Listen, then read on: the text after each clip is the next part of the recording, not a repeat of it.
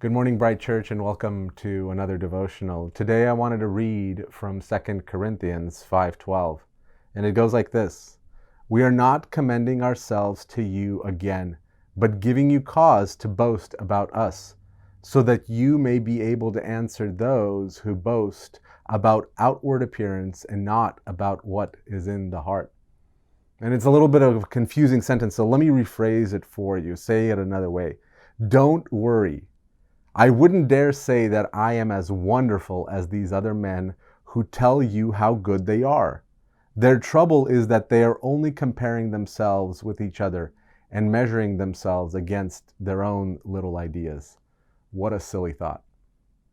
The good news that we constantly hear around us is that we are nothing short of awesome.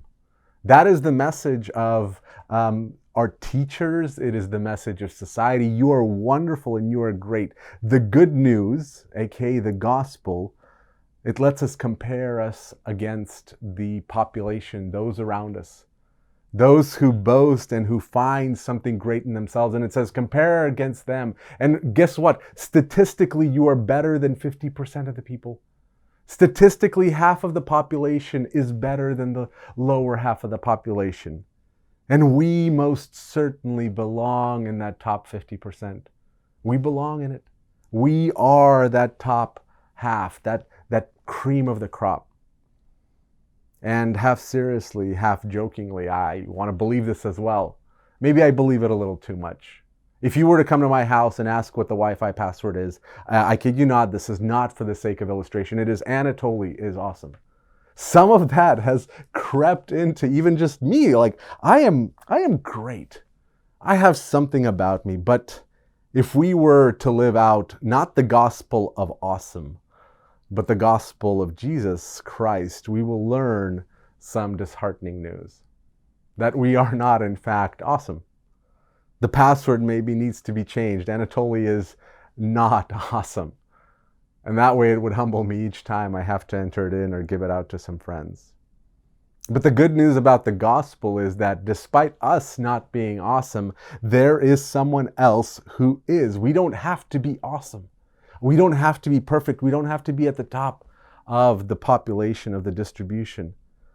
In the gospel, it frees me to be honest in the ways that I fall short.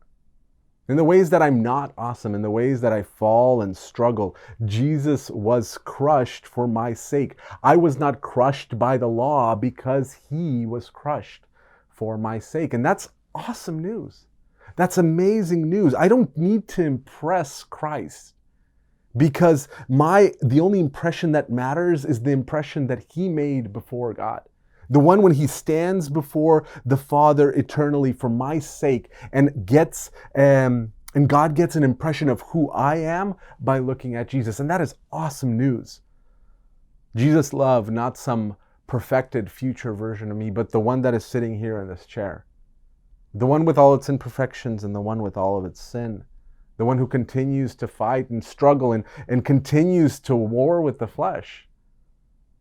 And I'm not awesome because of that. God will not despise your honesty, and neither will those around us when they hear that.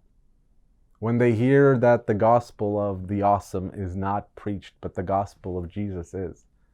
That he died for us, that writing to the Corinthians, we are told that it is foolish to compare ourselves with others so that we might appear better in their eyes.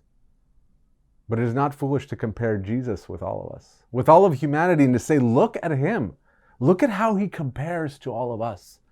He is an awesome God that we worship. He is an awesome God that we obey.